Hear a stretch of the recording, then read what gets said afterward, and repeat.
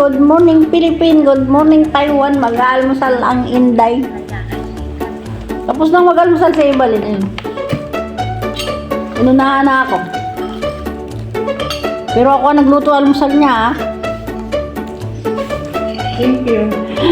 Inunahan ako. Ako nagluto ng almusal niya. O ayun, iniwan na ako. Ayun, tapos na siya. Maaga pa siya ako nagluto habang siya ay nag-ano ng alaga namin. Tapos umakyat ulit ako sa taas. Ayan.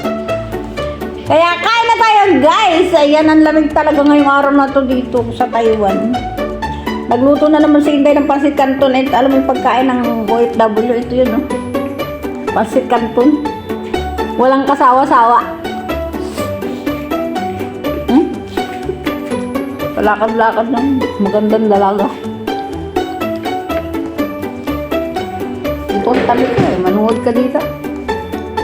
Saan kayo na? Aga pa eh.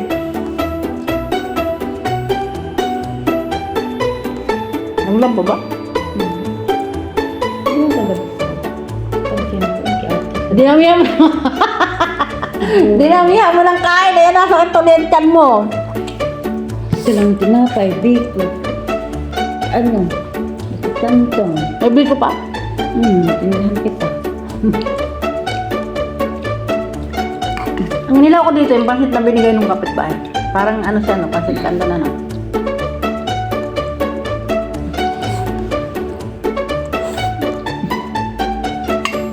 Kaya ako nagluto kasi hindi mo alam yun. Nilagay ko sa pressure to kamo. Kain ka ba? Parang itlog dun eh. Tig-isa tayo ng itlog eh. Ano pa, ang balik tayo ng sikmula ko sa ano at kami. Bulit ko ng parang nilag.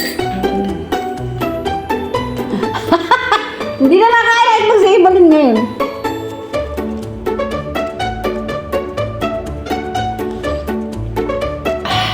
Gusto niya prito lang. Ayaw niya ng nilaga.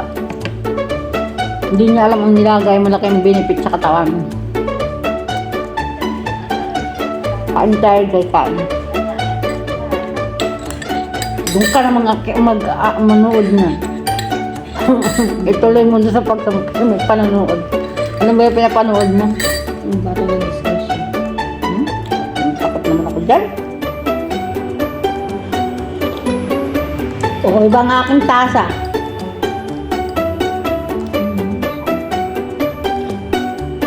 Matagal na din itong tasa na to. 9 years na to, guys. At ito galing pa sa EEC. Regalo ng EEC sa akin. Kaya pinopromote ko yung, yung giveaway ng EEC. O, diba? O, mahal na mahal ko yung mga giveaway ng EEC. Ayan, o. Tagal na itong ginagamit ko. Tapos may bago na naman bigay sa akin mug. Hindi ko ginagamit.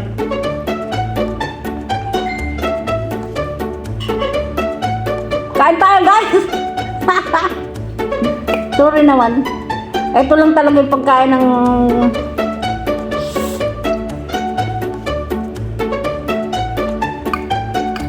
mga OFW, walang kasawa-sawa. Malamig na yung araw na ito, sobra. Muulan kasi, ang lakas ng ulan.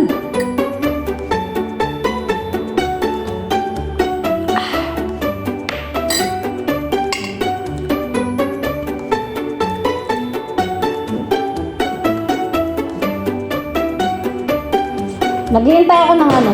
Ito, magpapabox ako, ayan. Nasa likod ko yung ano, ayan. Yung bagahe ko, ayan, oh. After 25 days, 21 days, nasa Pinas na to kasi pipick upin ito ngayon ng EEC. Ayan. Ganyan ang mga OFW dito sa Taiwan. Nag-iipon ng nag-iipon. Isang taon ko itong pinag-ipunan, ha.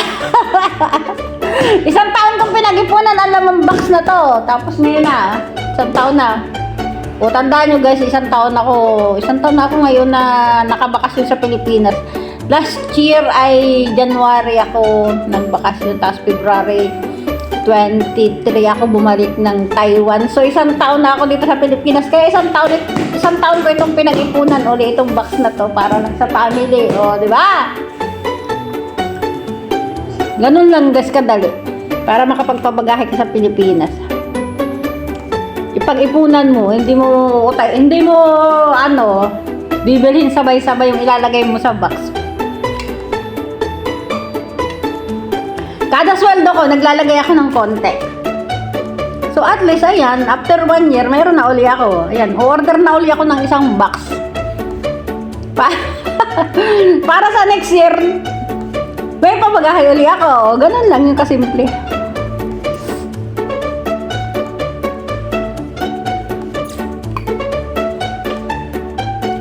Ay, bubuksan na naman si Burnok. Kaligayahan ni Burnok magbukas ng box.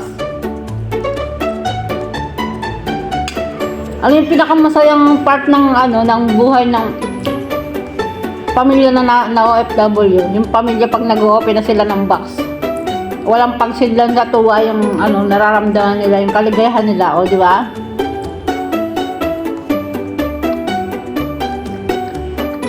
Lalo nung guys, nung nasa Saudi Arabia ako, no? Pag nagpapabox ako, lalaking karton no, kasi yun, si cargo. Mura pa nun yung pabox. Lalaki, pag nagpapabox ako, talaga sawa talaga yung mga ko sa mga dilata nung nasa Saudi Arabia ako. Tapos mga chocolate,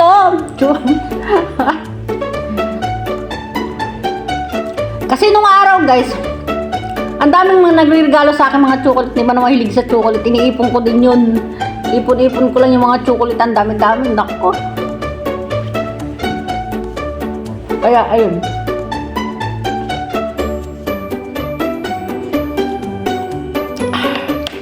Sarap.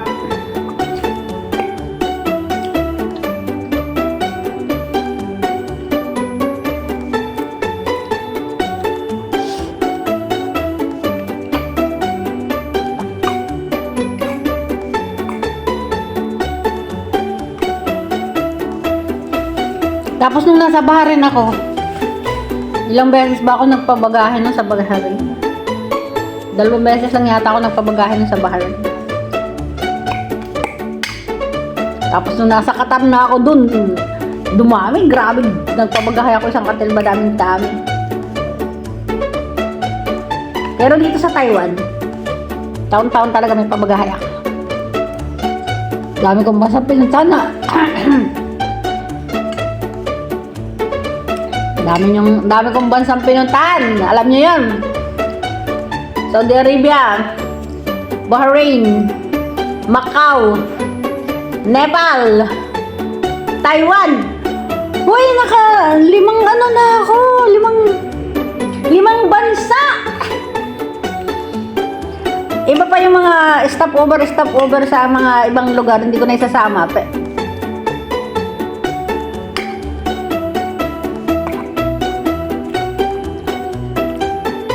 Ang wish ko last na destination ay Amerika. Sino kaya magdadala sa akin sa Amerika?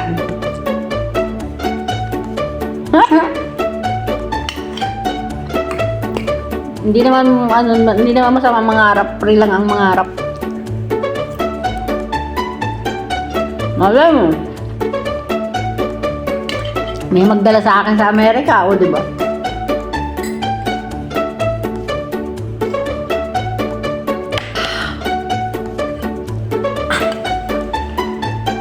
Iba yun. Nanahan ako pagkain.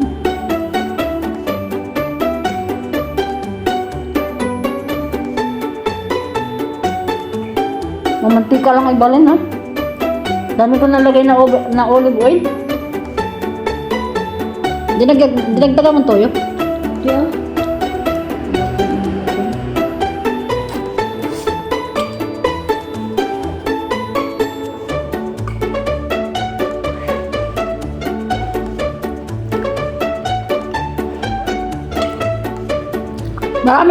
Marami akong kwentong OFW, guys.